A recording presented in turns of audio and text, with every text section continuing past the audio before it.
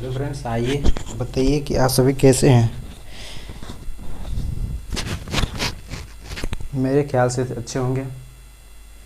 चलिए, तो आज हम लोग क्या करने वाले हैं, तो आप लोग को पता होगा आज हम लोग करने वाले हैं बहुपद का कौन सा चैप्टर।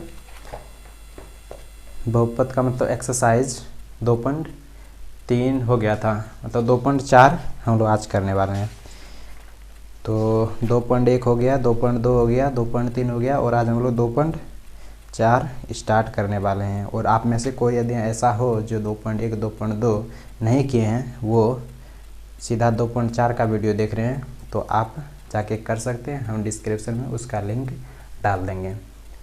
और यहाँ जो होता है भाग देने की क्रिया, यदि बहुपद का भाग देने में भी आप लोगों में से किसी को दिक्कत होता हो तो आप जाके वहाँ देख सकते हैं। हम उसका भी लिंक डिस्क्रिप्शन में डाल देंगे। तो चलिए स्टार्ट करते हैं आज 2.4। तो पहले हेडिंग मार लेते हैं, क्या क्लास 9th का कौन सा एक्सरसाइज। तो आपका आंसर होगा 2.4 या 4 और पाठ का नाम है आपका बहुपद। चलो तो स्टार्ट करते हैं हम लोग।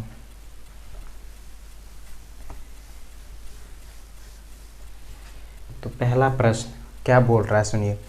बताइए कि निम्नलिखित बहुपदों में से किस बहुपद का गुणनखंड x+1 है। बहुपद दे दिया है 4-5, 1 नंबर 2 नंबर करके। आप लोग तो बुक लेके बैठे होंगे और नहीं लिए हैं तो तुरंत जाओ, बुक लेके आ जाओ और बैठो, बुक सामने खोल के रखो, ठीक है। तो क्या बोल रहा है, बहुपद दे दिया है x+1, बोल रहा है किसका गुणनखंड है और किसका गुणनखंड नहीं है।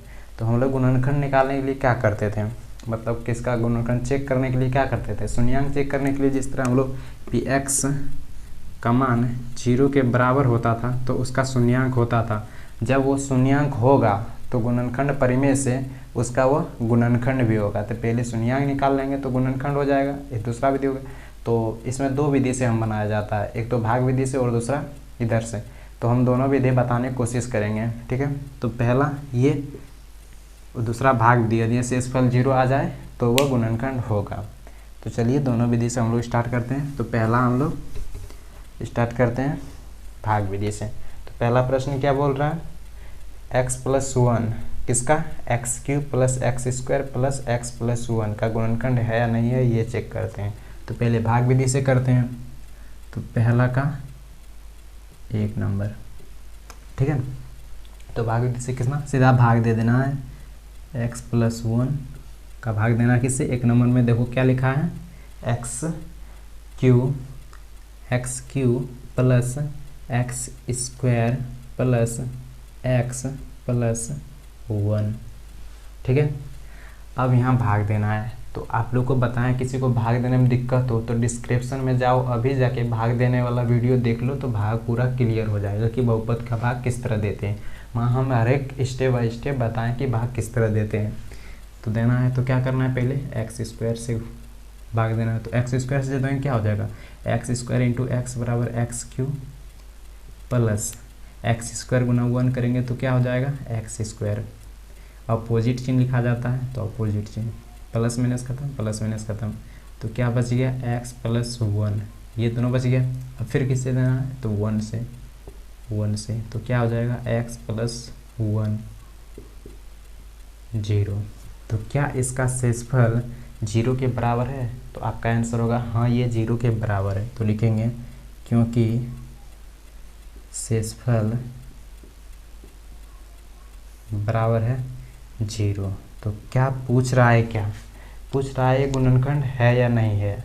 तो हम लोग लिखेंगे अतः, इसीलिए या अतः दोनों में से जो लिख सकता है। तो लिखेंगे अतः कौन, ये पूछ रहा है इसका गुणनखंड है या नहीं है। तो लिखेंगे अतः x+1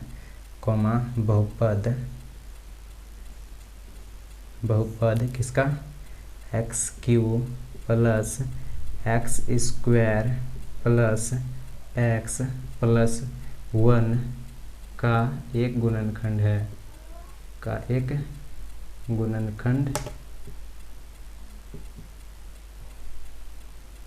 गुणनखंड है, ठीक ठीक है, आपको इतना ही लिखना है और कुछ नहीं। एक विधि ये हो गया और दूसरा विधि भी बताते हैं। चलो इसका काम ख़त्म हो गया, नोट कर लो। अब दूसरा विधि चलिए हो गया, तो मिटाते हैं एक विधि। अब टाइप 2।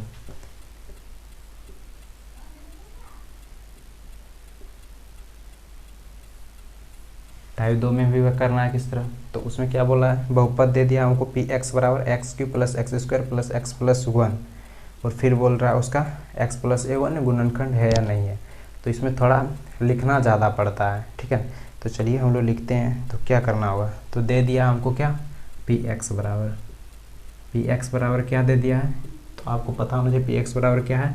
एक नंबर में एक्स क्यू, बहुपद को ही पी एक्स लिखा जाता है, x Q plus x square plus x plus 1, इतना ही है। X Q plus x square plus x plus 1 है, और क्या बोल रहा है, तो इसका गुणनखंड है या नहीं है, और दे दिया है। तो हम लोग अब क्या करेंगे, तो जी एक्स बराबर मतलब किससे तुलना करने के लिए बोल रहा है, किसका गुणनखंड है या नहीं है, किससे बोल रहा है, तो वो बोल रहा है एक्स प्लस 1 का गुणनखंड है या नहीं है वो निकालने के लिए बोल रहा है।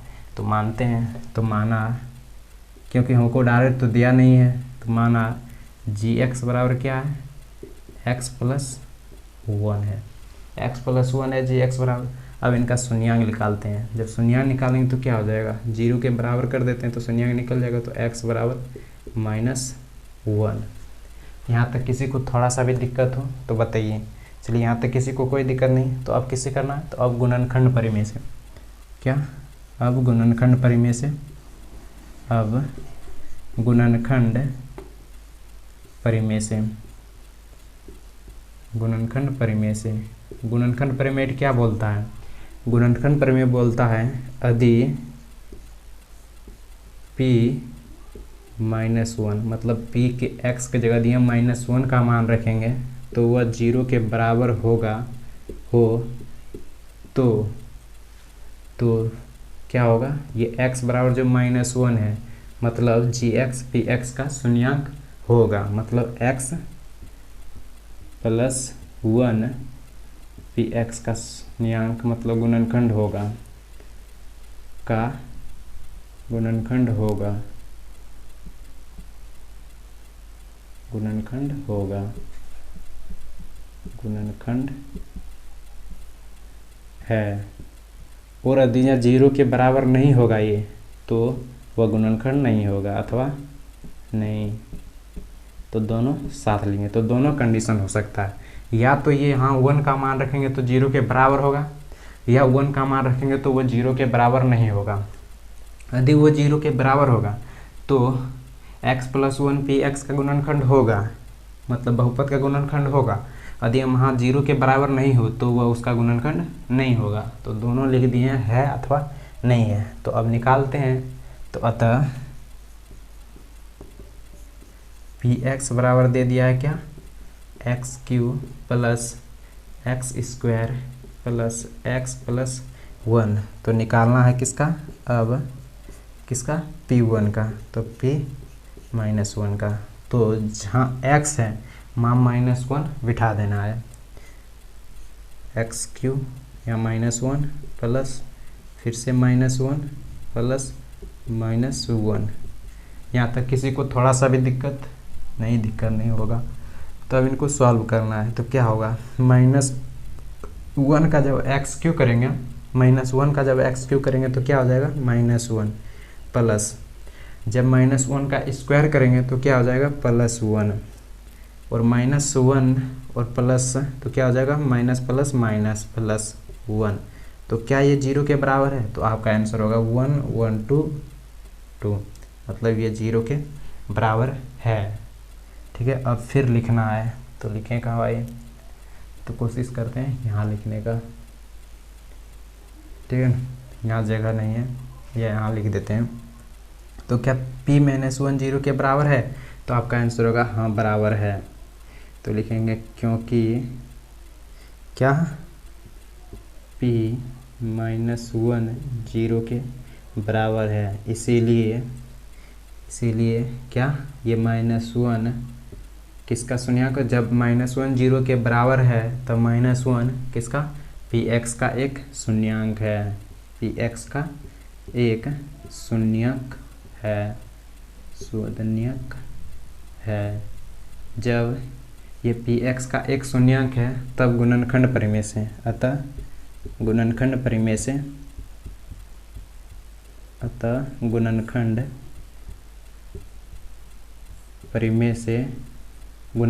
से क्या होगा, ये x+1 पी एक्स का शून्यंक होगा, x+1 पी एक्स का एक गुणनखंड है। गुणनखंड परिमेय से x+1 पी एक्स का एक गुणनखंड है, एक गुणनखंड है। चलो यहाँ तक किसी को थोड़ा सा भी दिक्कत हो एक बार और समझा देते हैं। टाइप 2 में कुछ नहीं करना है, पी एक्स बराबर लिखना है x2, जो पी एक्स का मान दिया, बहुपद जो दिया उसको हम लोग पी एक्स से डिनोट करते हैं। पी एक्स और किससे कर रहा है, तो हमको x+1 से तुलना करने के लिए कर रहा है, तो उसको हम लोग gx मान लेते हैं। माना कि gx बराबर x+1 बराबर 0, शून्यंक निकालने के लिए हम लोग उसको 0 के बराबर करते हैं। तो x बराबर -1 हो गया, शून्यंक निकल गया मेरा कितना, -1। तो गुणनखंड परिमेय से क्या होगा, गुणनखंड परिमेय ये बोलता है यदि ये -1 का शून्यंक का मान यदि पी एक्स के जगह -1 हम रखेंगे, वो यदि 0 के बराबर हो जाएगा तो x+1 पी एक्स का गुणनखंड होगा। ठीक है, 0 के बराबर होगा तब गुणनखंड होगा। यदि हम -1 रखेंगे और 0 के बराबर नहीं होगा तो वह उसका गुणन x+1 पी एक्स का गुणनखंड नहीं होगा। तो वही सॉल्व किया था, पी एक्स बराबर इतना, तो उसके जगह यदि हम x के जगह -1 का मान रखें तो 0 के बराबर है, क्योंकि ये 0 के बराबर है इसलिए -1 पी एक्स का शून्यंक है, तो अतः गुणनखंड परिमेय से x+1 पी एक्स का एक गुणनखंड है। अब तो किसी को डर नहीं लगता होगा, और एक बता देंगे दोनों टाइप से, फिर एक एक टाइप सबका करते जाएंगे। कोई भी आपका मर्जी है, जो आप कर सकते हैं, दोनों में से जो भी बनाएंगे सब सही है। ठीक है ना, तो चलिए इसका भी स्क्रीनशॉट ले लीजिए, फिर हम आगे बढ़ते हैं।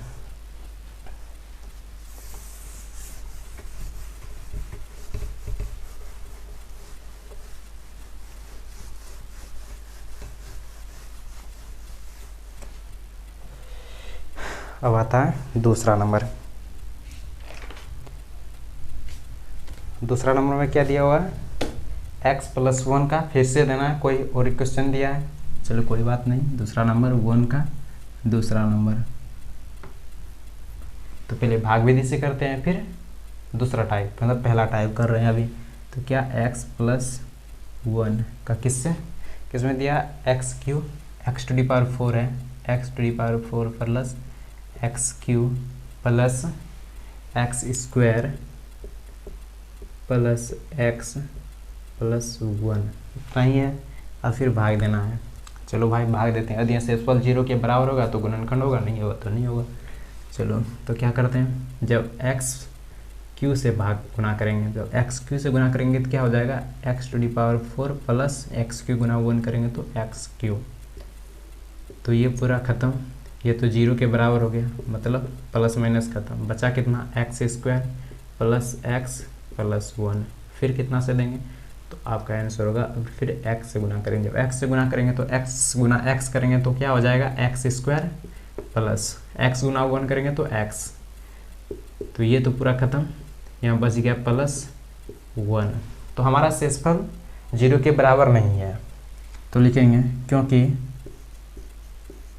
शेषफल बराबर 1, जो 0 के बराबर नहीं है, 1 नॉट इक्वल टू 0 के बराबर।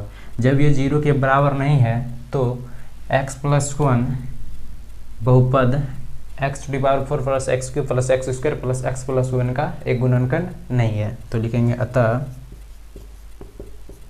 x+1 किसका, x⁴ plus x³ plus x² plus x+1 मतलब बहुपद इतना का एक गुणनखंड नहीं है, एक गुणनखंड क्या है, नहीं है।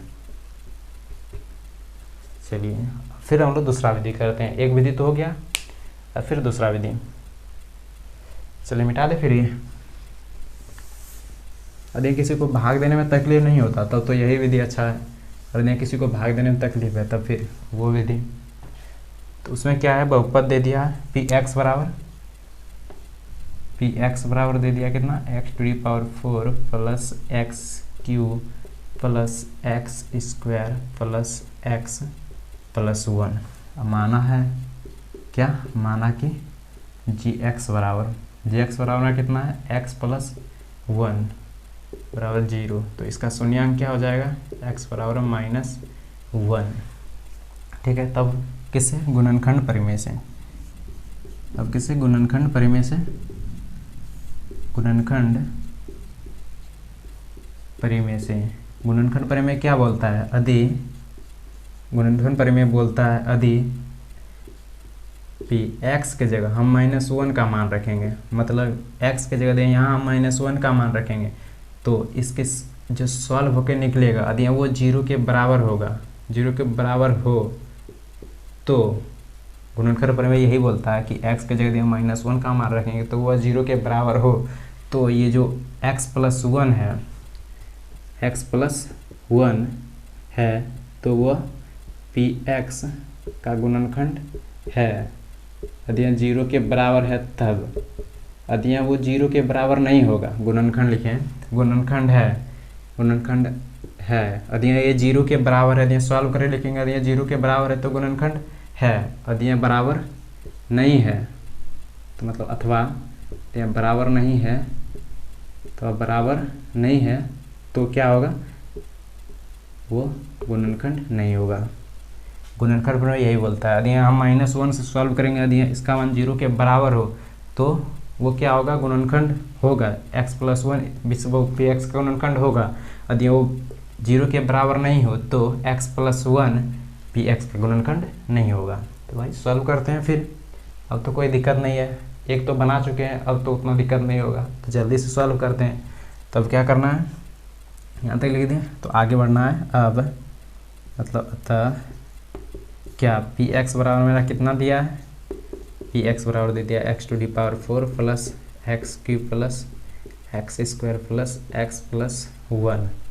ठीक है, अब लिखेंगे, अब तो कितना रखना है मान मेरा, p बराबर -1। जब -1 का मान रखेंगे तो क्या हो जाएगा, यहाँ भी -1 हो जाएगा, -1 पर 4 -1 पर पावर 3 प्लस -1 पर पावर स्क्वायर प्लस -1 प्लस 1।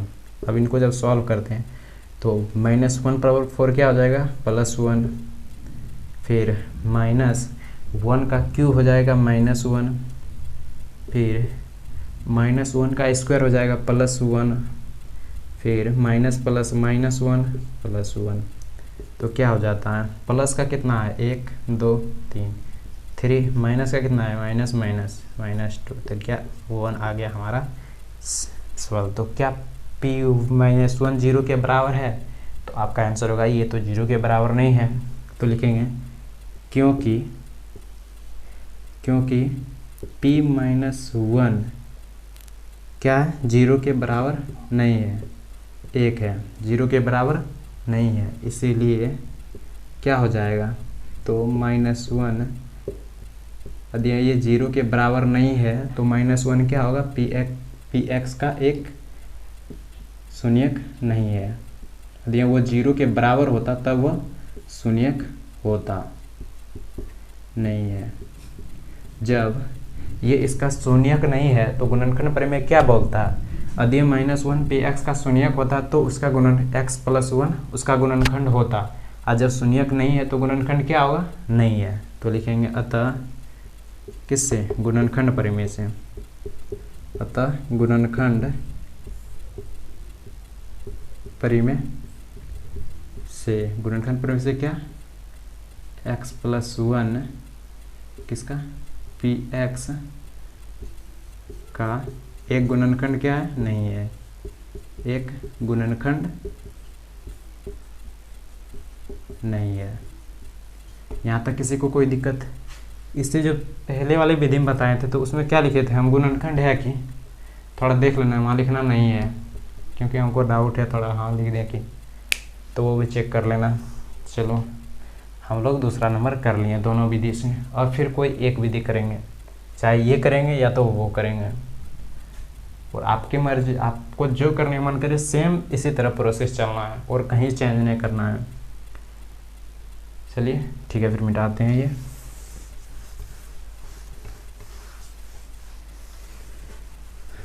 और आप में से कोई ऐसा हो जो हमारे चैनल पर पहली बार आए हैं तो हमारे चैनल को सपोर्ट करिएगा, सब्सक्राइब कर लीजिए। चलिए फिर अब तीसरा नंबर, दूसरा नंबर कंप्लीट। तीसरा नंबर में क्या है? तीसरा नंबर दिया x⁴ plus 3x³ plus 3x² plus x+1। तो चलो भाई सॉल्व करते हैं। तो क्या दिया है, मान लेते हैं px बराबर दे दिया है x⁴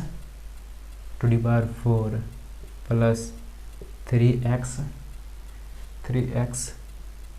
plus 3x² plus x+1। px बराबर इतना दे दिया है और माना कि gx बराबर क्या है, माना कि gx बराबर कितना नंबर, तीसरा नंबर बना रहे हैं। माना कि gx बराबर क्या है, x+1 बराबर 0। तो हमारा x बराबर क्या हो जाएगा, -1। तब गुणनखंड परिमेय से, किससे, गुणनखंड परिमेय से। तब गुणनखंड परिमेय से यदि क्या p-1 0 के बराबर हो तो क्या x+1 जो होगा वो किसका, x+1 px का क्या होगा, गुणनखंड है अथवा नहीं है। यदि ये 0 के बराबर नहीं होगा तो नहीं है। ठीक है, तो p-1 जब रखेंगे यहाँ, यदि वो 0 के बराबर होगा तो x+1 px का गुणनखंड होगा। यदि वो 0 के बराबर नहीं होगा तो x+1 px का गुणनखंड नहीं होगा। यहाँ तक किसी को कोई दिक्कत? अब चलो आगे बढ़ते हैं दूसरा स्टेप। तो अब क्या करना है, अतः मान रखना है। अतः px बराबर हमको क्या दे दिया है, x⁴ plus 3x³ plus 3x² plus x+1। ठीक है, अब फिर क्या रखना है, -1 की जगह रखना है। x का मान कितना रखना है, -1। -1 जब रखेंगे तो क्या हो जाएगा, x के जगह -1 रखा जाएगा। जहाँ जहाँ x है वहाँ सिर्फ -1 बिठाना है, 3 और कोई चेंज नहीं करना है। 3 प्लस 3x² है ना, तो x की जगह -1 प्लस अब दो x टू पावर जब 4 मतलब -1 पर पावर 4 करेंगे तो क्या हो जाएगा, 1 प्लस नहीं, प्लस नहीं होगा क्योंकि -1 का जब क्यूब करेंगे तो -1 आएगा। -1 गुना 3 करेंगे तो -3 प्लस जब 1 का स्क्वायर करेंगे तो +1 +1 गुना 3 करेंगे तो 3 माइनस और प्लस -1 +1। अब देखो क्या हुआ, 1 प्लस प्लस प्लस, तो ये प्लस जितना है सब एक साथ जुड़ जाएगा। तो 3 1 4 4 1 5 में से कितना घटा, तो -4। तो क्या आ गया, 1 मेरे पास बच गया। तो क्या px जो निकला वो 0 के बराबर है? तो आपका आंसर होगा सर 0 के बराबर नहीं है। तो यहाँ लिख देते हैं, क्योंकि हमारा जो px मतलब p-1 का जो मान निकला वो 1 है और 0 के बराबर नहीं है, इसीलिए 1 px का क्या होगा, शून्यक नहीं है। x का शून्यक क्या नहीं है। जब 1 px का शून्यक नहीं है तब गुणनखंड परिमेय से क्या होगा, अतः गुणनखंड परिमेय से। गुणनखंड परिमेय क्या बोलता है, यदि ये 0 के बराबर होता तो वह x+1 उसका मतलब गुणनखंड होता, और 0 के बराबर नहीं है तो उसका गुणनखंड नहीं होगा। तो ये 0 के बराबर नहीं है तो क्या होगा गुणनखंड परिमेय से, तो गुणनखंड परिमेय से होगा x+1 जो है वो किसका, px का गुणनखंड नहीं है,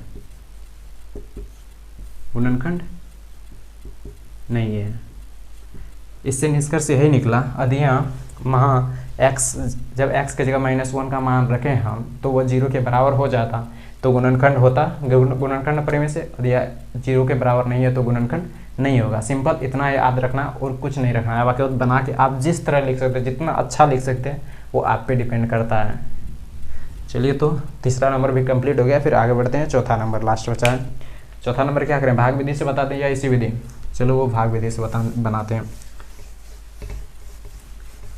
क्योंकि उसमें भाग विधि थोड़ा फंसने में दिक्कत है, बाकी बात इसमें नहीं फंसेगा कोई। और फिर चौथा नंबर क्या बोल रहा है, x+1 दिया हुआ है, x+1 से ही भाग देना है किसमें, x³ प्लस x² माइनस 2 क्या दिया है, 2 + √2 का x, ठीक है, प्लस फिर √2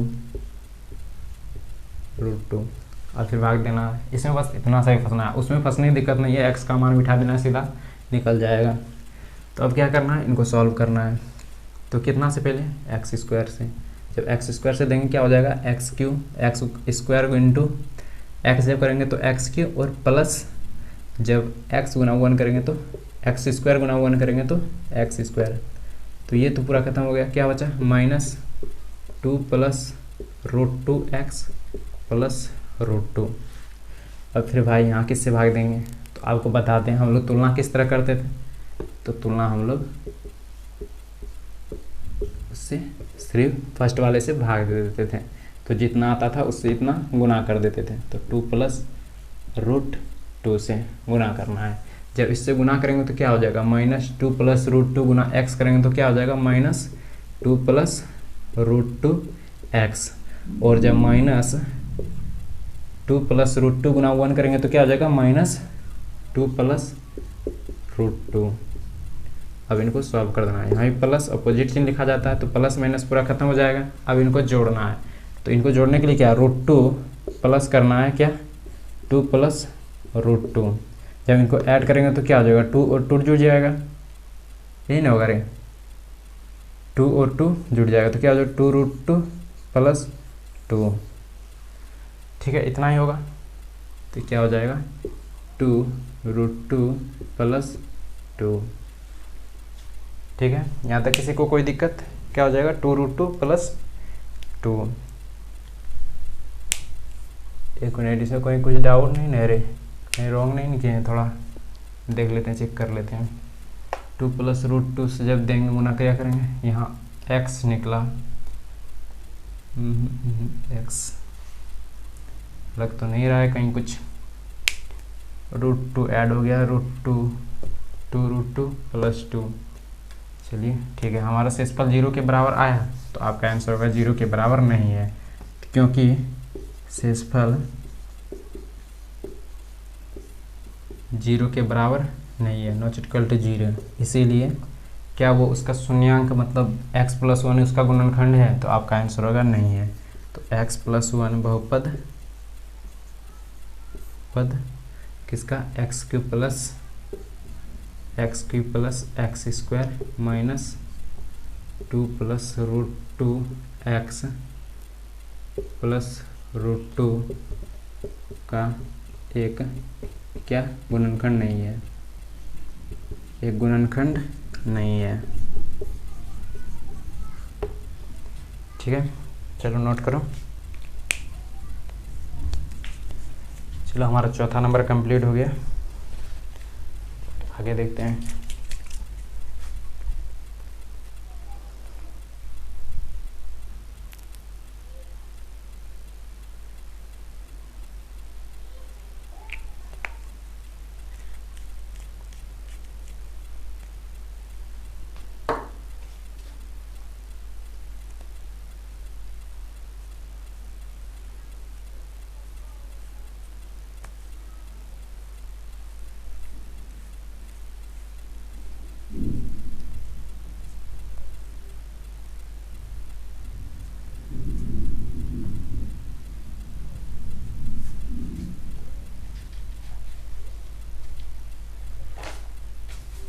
और दूसरा नंबर क्या बोल रहा है, दूसरा नंबर बोल रहा है सिंपल वही गुणनखंड प्रमेय जो हम लोग अभी यूज किए थे उसी के बारे में बोल रहा है कि गुणनखंड प्रमेय, क्या गुणनखंड प्रमेय लागू करके बताइए कि निम्नलिखित स्थितियों में से प्रत्येक स्थिति में gx px का एक गुणनखंड है या नहीं है।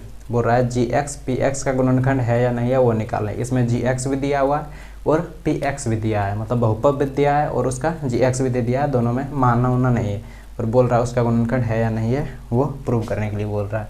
चलो भाई कोई टेंशन नहीं, वो भी निकाल लेते हैं। हाँ मतलब हम लोग पार गए हैं कितना तक, पहला नंबर का चौथा नंबर तक कंप्लीट हो गया है। अब दूसरा नंबर स्टार्ट कर रहे हैं।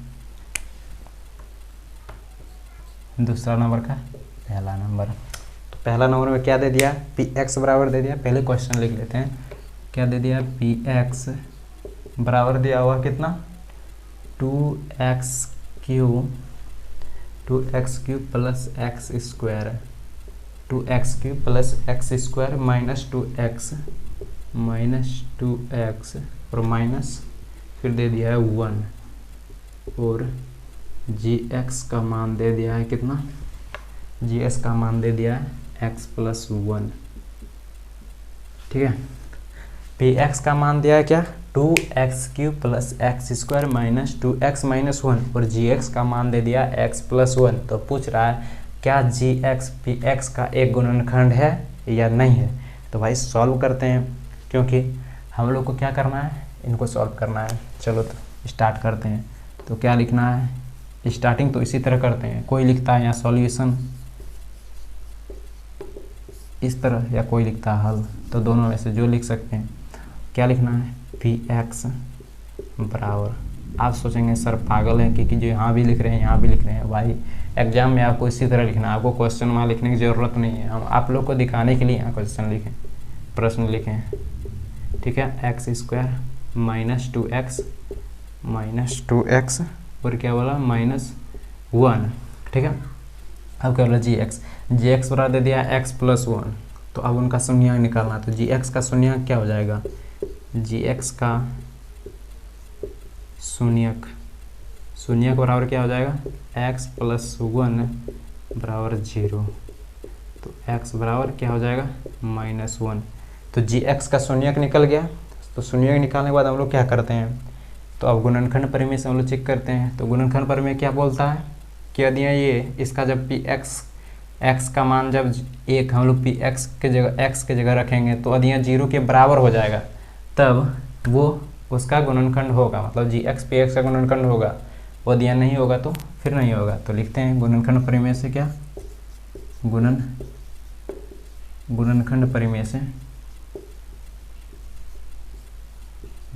प्रमेय से यदि क्या p माइनस 1, मतलब x के जगह जब -1 का मान रखेंगे तो 0 के बराबर होगा और हो तो क्या होगा, तो ये px जो है नहीं, तो जो gx का मान है वो px का एक गुणनखंड होगा, एक गुणनखंड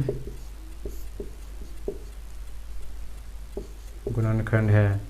और यदि ये 0 के बराबर नहीं होगा जब मान रखेंगे तो वो अथवा नहीं होगा।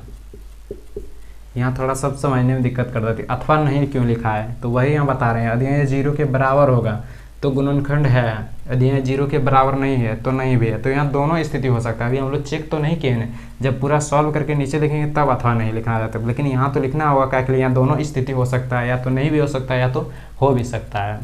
तो फिर लिखते हैं, अतः हमारा पी एक्स का मान कितना दे दिया है, अब सिर्फ मान बिठाना है। पी एक्स का मान दे दिया कितना, 2x cube plus x square minus 2x minus 1। आप लोग सोच रहे हैं सर इतना स्पीड क्यों बता रहे हैं, तो भाई पीछे भी हम लोग बना चुके हैं इसी तरह, तो फिर स्लो चल के क्या फ़ायदा। अब फिर कितना रखना है, तो p माइनस 1 का मान रखना है x के जगह। तो भाई -1 रख देते हैं, x क्यूब -1 का स्क्वायर फिर 2 इंटू -1 फिर -1। जब इनको सॉल्व करेंगे तो क्या हो जाएगा, 2 जब -1 का क्यों करते हैं तो क्या होता है, माइनस में आता है। तो -1 इंटू 2 करेंगे तो -2, जब स्क्वायर करते हैं तो प्लस हो जाता है तो 1, और जब -2 गुना -1 करेंगे तो क्या हो जाएगा, +2 और -1। तो भाई यहाँ -2 है +2 है, ख़त्म, +1 और -1 ख़त्म। तो आ गया हमारा 0। तो क्या देख रहे हैं हम लोग कि p माइनस 1 का मान 0 के बराबर है। तो लिखेंगे क्योंकि ये जो p-1 का मान जब x में रखे तो वो 0 के बराबर है, इसीलिए ये -1 जो है वो किसका, px का एक शून्यक है, एक क्या शून्यक है। तब गुणनखंड परिमेय से क्या हो जाएगा, तो अतः गुणनखंड परिमेय से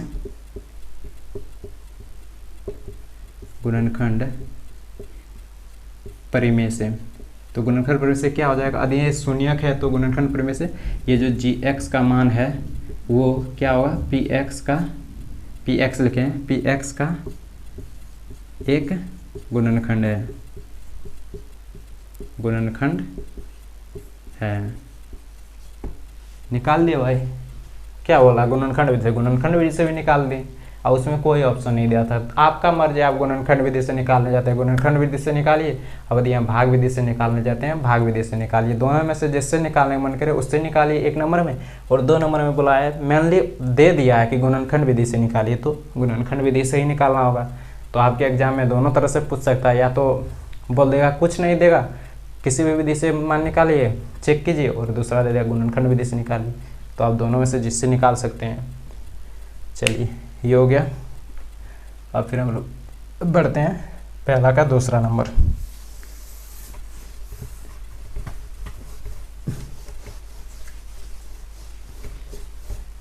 चलो मज़ा आ रहा है, तो भाई मज़ा तो आता ही होगा चाहे कुछ हो। तो क्या होगा, अब दूसरा नंबर हम लोग करते हैं, दूसरा का दूसरा।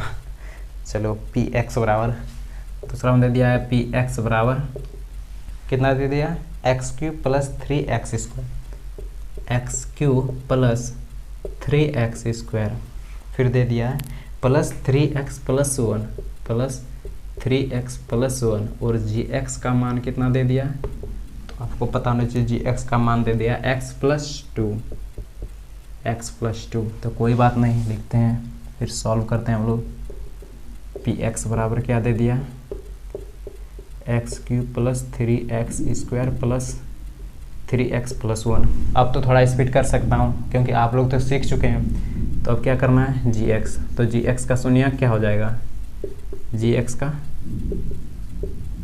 शून्यक क्या हो जाएगा, तो gx का शून्यक क्या हो जाएगा, x + 2 = 0, अर्थात x बराबर -2। तो gx का शून्यक क्या निकल गया, -2। तो गुणनखंड परिमेय से क्या हो जाएगा, तो गुणनखंड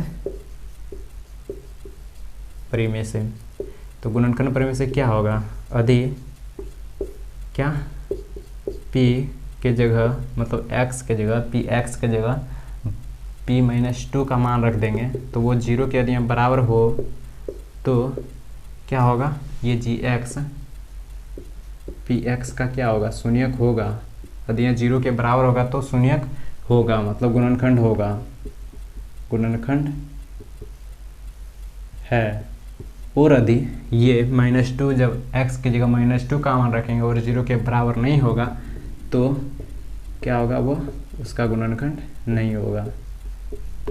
तो ये gx px का गुणनखंड नहीं होगा। यदि हम -2 का मान x की जगह रखेंगे तो 0 के बराबर आ गया तो सोच लेंगे कि gx px का गुणनखंड है, और यदि हम -2 का मान रखेंगे और 0 के बराबर नहीं आएगा तो जान लेंगे gx px का गुणनखंड नहीं है। तो सॉल्व करते हैं। अतः हमारा px जो है क्या है, x³ + 3x² + 3x + 1 है। अब क्या करना है, हमको मान रखना है किसका, x के जगह -2 का। तो -2 का मान रख देते हैं भाई, जहाँ जहाँ x है वहाँ -2 रखने में क्या जाता है हमको, 3 - 2 का होल स्क्वायर + 3 × -2 + 1। अब सॉल्व कर देते हैं। -2 का जब क्यूब करेंगे, 2 का क्यूब क्या होता है 8, और -8 हो जाएगा, ठीक है, प्लस 2 का स्क्वायर करेंगे तो 4 × 3 करेंगे क्या हो जाएगा 12, ठीक है, और फिर माइनस, क्योंकि -2 × 6 करेंगे तो क्या हो जाएगा, -2 × 3 करेंगे तो क्या हो जाएगा 6, फिर +1। अब इनको सॉल्व करते हैं। क्या है 12 1 13, मतलब 13 12 1 13, 13 में से क्या 8 6 14, 13 में से 14 जाए क्या हो जाएगा -1। तो क्या पी एक्स का मान 0 के बराबर आया, तो आपका आंसर होगा सर नहीं आया। तो भाई तुरंत लिखते हैं, तो क्या मेरा 0 के बराबर है? तो नहीं है, तो यहीं लिखते हैं, क्योंकि मेरा जो p-2 का मान रखें, जब x की जगह -2 का मान रखें तो वह 0 के बराबर नहीं आया, तो कितना आ गया? तो वह -1 आया, तो लिखेंगे इसीलिए। तो क्या मेरा जो ये -2 है तो वो क्या px का शून्यंक है? तो आप बोलेंगे पूरा अच्छी तरह से, आप तो बोलेंगे कि सर जब 0 के बराबर आता था तब शून्यंक होता था, अभी तो 0 के बराबर अभी नहीं किया, तो शून्यंक कैसे होगा? तो px का शून्यंक नहीं है, एक शून्यंक नहीं है, एक शून्यक नहीं है रे, शून्यंक बोल रहे हैं, शून्यक नहीं है। जब ये शून्यक नहीं है तो गुणनखंड परिमेय क्या बोलेगा कि तू मेरा गुणनखंड है, तो गुणनखंड परिमेय भी वही ना बोलेगा कि तू मेरा गुणनखंड नहीं है। तो अतः गुणनखंड परिमेय से लिख देते हैं अब। अरे भाई ये तो अपने धुन में है इधर, तो यहीं लिख देते हैं, अतः किससे? गुणनखंड परिमेय से। गुणनखंड परिमेय से, गुणनखंड परिमेय से क्या हो जाएगा? ये जो मेरा gx है, gx किसका? px का एक क्या गुणनखंड, गुणनखंड क्या है बोले हैं? अथवा है या नहीं है। जब ये 0 के बराबर होता तब है, अथवा जब 0 के बराबर नहीं है तो नहीं है। तो क्या बोलेंगे? एक गुणनखंड नहीं है, क्योंकि ये 0 के बराबर नहीं है। चलिए यहाँ तक कोई दिक्कत? हमारा दूसरा नंबर भी कंप्लीट हो गया। बचा एक तीसरा नंबर, तो तीसरा नंबर भी बना लेंगे। तीसरा नंबर तो और स्पीड से बनाएंगे, दूसरा नंबर जब इतना स्पीड से बनाए तो तीसरा नंबर भी ज़्यादा स्पीड से बनाएंगे। चलो इसका भी स्क्रीनशॉट लेना है, ले लो भाई। ये सब देख के नहीं, क्योंकि मेरा बोर्ड छठा पड़ जाता है, तो लोग का सवाल ही ज़्यादा बड़ा है, तो क्या करें। चलो दूसरा नंबर कंप्लीट हो गया, अब तीसरा नंबर बनाते हैं। वाह, मतलब थोड़ा स्पीड चल रहा है हम लोग का गाड़ी।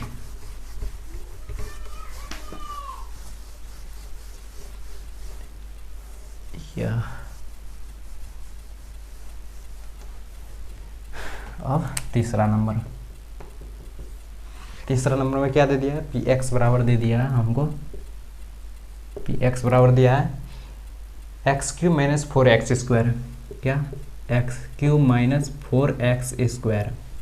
ठीक है, x³ - 4x² plus x + 6 plus x + 6। चलो भाई कोई टेंशन नहीं। और gx बराबर दे दिया है क्या? और gx बराबर दे दिया x - 3, और gx बराबर दे दिया x - 3। चलो इससे भी कोई दिक्कत नहीं है, सॉल्व करते हैं। क्या है? px का मान दे दिया है, तो आप लोग लिख लीजिएगा px का जो दिया है, तो हम लिखते हैं सीधा gx का शून्यक। gx का शून्यक क्या हो जाएगा? तो gx का शून्यक हो जाएगा x - 3 बराबर 0, तो x बराबर 3। ठीक है, gx का शून्यक हो गया। अब फिर सॉल्व करते हैं। तो जब शून्यक निकल गया तो क्या लिखते थे? गुणनखंड परिमेय से। तो गुणनखंड परिमेय से, गुणनखंड परिमेय क्या बोलता है? यदि x के जगह हम 3 का मान रखेंगे तो वो यदि 0 के बराबर हो तो ये जो है क्या, gx जो है तो वो px का एक गुणनखंड है, px का एक क्या है? गुणनखंड है। और यदि इसका मान यदि 0 के बराबर नहीं हो, मतलब यदि 0 के 3 का x के जगह जो 3 का मान रखेंगे, यदि वो 0 के बराबर नहीं होगा तो अथवा क्या है? अथवा इसका वो शून्यक नहीं होगा, तो वो शून्यक नहीं है, मतलब गुणनखंड नहीं होगा। यदि x की जगह हम 3 का मान रखेंगे तो यदि 0 के बराबर होगा तो gx px का एक गुणनखंड है। यदि x की जगह हम 3 का मान रखेंगे, यदि वो 0 के बराबर नहीं होगा तो gx px का गुणनखंड नहीं होगा, मतलब x - 3 px का गुणनखंड नहीं होगा यदि 0 के बराबर नहीं हो। तो रख देते हैं तुरंत। अतः क्या px हमारा दिया हुआ है, px हमारा क्या दिया हुआ है? तो आप लोग नोट कर देते हैं। क्या? x³ - 4x² प्लस x + 6 क्या दिया है? हमारा px दे दिया है। तो हमको मान कितना रखना है? x की जगह 3 रखना है। अब क्या करना है? 3, जब 3 रखेंगे तो x की जगह क्या हो जाएगा? x जहाँ जहाँ वहाँ 3 हो जाएगा। 4 3² प्लस x की जगह 3 + 6। जब इनको सॉल्व करेंगे सॉल्व कर देते हैं यहीं। तो 3 का क्यों करेंगे तो 27, 3 तिया 9 तिया 27 माइनस 4, जब 4 का जब क्यों करें मतलब 3 का स्क्वायर करेंगे कितना हो जाएगा 9, 3 तिया 9, 9 चौक 36 प्लस 3 प्लस 6। अब फिर सॉल्व करते हैं, क्या हो जाएगा 27 3 30, 30 6 36, 36 में से 36 जाएगा कितना बचेगा 0। तो क्या हमारा p जगह जब x की जगह 3 का मान रखे तो क्या वो 0 के बराबर आया, तो आपका आंसर होगा हाँ सर 0 के बराबर आ गया। तो लिखेंगे क्योंकि हमारा जो p3 का मान है वो 0 के बराबर है, इसीलिए ये जो 3 है वो किसका px का एक शून्यक है, px का एक शून्यक है, इसीलिए गुणनखंड परिमेय से क्या हो जाएगा, अतः गुणनखंड परिमेय से तो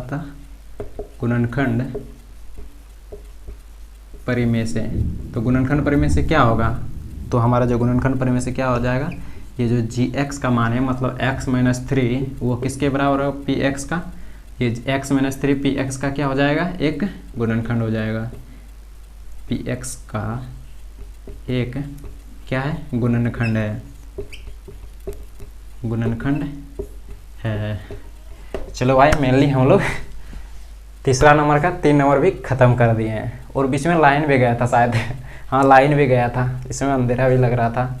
चलो कोई बात नहीं, हमारा तीसरा नंबर का मतलब 2.4 का 1 नंबर का कंप्लीट कर लिए, 2 नंबर कंप्लीट हो गया और तीसरा नंबर भी कंप्लीट हो गया। और आप में से कोई यदि ऐसा हो जो 2.1 2.2 2.3 नहीं बनाए हैं तो कोई टेंशन नहीं, अभी तुरंत डिस्क्रिप्शन में जाके लिंक पर क्लिक करो और 2.1 2.2 और 2.3 तुरंत बनाने के लिए सीख जाओ, पूरा फुल सोल्यूशन दिया हुआ है।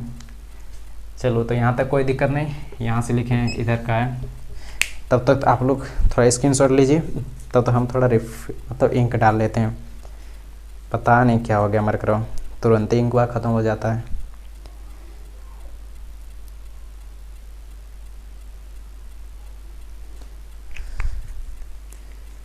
चलो अब फिर देखते हैं अगला चौथा नंबर, उधर 2 बचा ही है, चौथा बचा है और 5वां बता है, सोचते हैं कि वो 1 2 बता देते हैं। चौथा नंबर में क्या बोल रहा है, अरे अभी हम लोग दूसरा नंबर बता रहे थे, मतलब ये हमारा दूसरा कंप्लीट हुआ है, दूसरा का तीसरा नंबर अरे सॉरी मतलब दूसरा का तीसरा नंबर हम लोग का कंप्लीट हो गया है, ठीक है ना। अभी हम लोग तीसरा नंबर बताना है, मतलब दूसरा का तीसरा हम लोग का कंप्लीट हो गया। अब फिर हम लोग तीसरा नंबर कोशिश करते हैं, तीसरा नंबर स्टार्ट करते हैं, फिर चौथा नंबर बताते हैं। तो सोचते हैं तीसरा का 1 2 बता देते हैं और चौथा का भी 1 2 बता देते हैं, तो आप लोग थोड़ा घर में भी प्रैक्टिस कर लीजिएगा। दूसरा नंबर तो कंप्लीट हो गया, फिर अगले लेक्चर में पूरा कंप्लीट कर देंगे। तो दूसरा का तीसरा मतलब तीसरा नंबर का पहला नंबर बताते हैं। तो तीसरा नंबर प्रश्न क्या बोल रहा है, पहले बोल रहा है k का मान ज्ञात कीजिए जबकि निम्नलिखित स्थितियों में, मतलब हर एक स्थिति में जितना भी दिया हर एक स्थिति में क्या बोल रहा है, x माइनस 1 जो है px का शून्यांक है, मतलब x माइनस 1 जो दिया है कि वो px का शून्यक है, तो x माइनस 1 px का शून्यक है हर एक स्थिति में। तो बोल रहा है k का मान ज्ञात करना है। चलो कोई बात नहीं है, k का मान ज्ञात कर लेंगे। क्या बोल रहा है, k का मान ज्ञात करें और समीकरण दे दिया पहला नंबर में क्या px बराबर दे दिया x square plus x plus क्या दे दिया है k दे दिया है, वही हमको k फाइंड करना है। चलो भाई कोई दिक्कत नहीं है, निकाल लेंगे k भी। तो अब क्या करना है, k हमको निकालना है, और हर एक स्थिति में क्या दिया x माइनस 1 px का शून्यक है, दिया हुआ है कि x माइनस 1 px का शून्यक है। चलो भाई लिखते हैं, तो फिर दिया है क्या x माइनस 1 किसका px का शून्यक है, px का शून्यक है। जब x माइनस 1 px का शून्यक होगा तो क्या हो जाएगा x माइनस 1, इसीलिए x माइनस 1 बराबर 0, तो x बराबर -1, ठीक है। x बराबर -1 हो गया, निकल गया हमारा शून्यक जो था x बराबर -1। अरे -1 कैसे हो जाएगा, अरे +1 नहीं होगा, जब माइनस को बराबर के उधर लेके जाएंगे तो क्या हो जाएगा +1। चलो भाई यहाँ तक तो निकल गया, अरे ये लाइन वो कहाँ चला जाता है। चलो अब फिर निकालना क्या है, k का मान निकालना है, तो k के लिए मान लेकिन और देखना होगा। यदि ये इसका शून्यक है तो क्या हो जाएगा, यदि p के मान की जगह हम लोग -1 का मान रखेंगे तो क्या वो 0 के बराबर होगा ना? कहेगा हाँ सर जरूर होगा। काहे के लिए, जब ये px शून्यक है तो p1 का मान भी 0 के बराबर होना चाहिए। तो भाई कोई टेंशन नहीं, जब ये 0 के बराबर होगा, जब x के जगह हम लोग p1 का मान रखेंगे, 1 का मान रखेंगे, जब सॉल्व करेंगे तो 0 के बराबर करेंगे तो k का मान नहीं निकलेगा? तो बोलेगा हाँ सर जरूर निकलेगा। तो भाई वही करना है। तो दिया इतना बराबर शून्यक है, x बराबर -1, तो गुणनखंड प्रमेय हम लोग को बोलता है क्या, यदि x -1 यदि x के जगह हम 1 का मान रखते हैं तो वो 0 के बराबर होगा। तो निकल गया। तो अतः हम लोग जानते हैं जब ये शून्यक है तो जो होगा क्या होगा, अतः ये जो 1 है तो क्या हो जाएगा, वो px का शून्यक होगा, शून्यक होगा अर्थात, तो इसीलिए p1 जो होगा वो 0 के बराबर हो जाएगा। अब क्योंकि दे दिया है px बराबर x² प्लस इतना, क्योंकि दिया है px बराबर x² plus x plus k और p1 का मान इतना है, तो जब p1 की जगह मतलब x के जगह हम 1 का मान रखेंगे तो क्या हो जाएगा, x के जगह 1 का मान रखेंगे तो क्या हो जाएगा 1² प्लस 1 प्लस k। अब थोड़ा यहाँ दिमाग लगाने की बात है, जब p1 0 के बराबर है तो क्या ये 0 के बराबर नहीं होगा, क्योंकि ये भी तो p1 का ही मान है, तो क्या हो जाएगा ये भी 0 के बराबर होगा। जब सॉल्व करेंगे 1 का स्क्वायर 1 और 1 2 प्लस k बराबर 0, इसीलिए k बराबर क्या हो जाएगा -2। यही हमारा हो गया आंसर। चलो तो फिर हम लोग 3 का 1 नंबर कंप्लीट कर दिए और अभी लाइन भी चला गया, इसलिए सोचते हैं कि नेक्स्ट वीडियो में हम लोग क्या करेंगे, 3 का सारा प्रश्न कर लेंगे और 1 में यदि कुछ कमी रह गया होगा वो भी पूरा कंप्लीट कर देंगे, और चौथा नंबर और 5वां नंबर मतलब नेक्स्ट क्लास में हम लोग क्या करेंगे, नेक्स्ट क्लास में हम लोग करेंगे तीसरा का फुल, चौथा नंबर और 5वां नंबर पूरी तरह से कंप्लीट कर लेंगे, मतलब 2.4 हमारा पूरा कंप्लीट हो जाएगा नेक्स्ट क्लास में। आज के लिए इतना ही, थैंक यू, फिर मिलते हैं नेक्स्ट वीडियो में।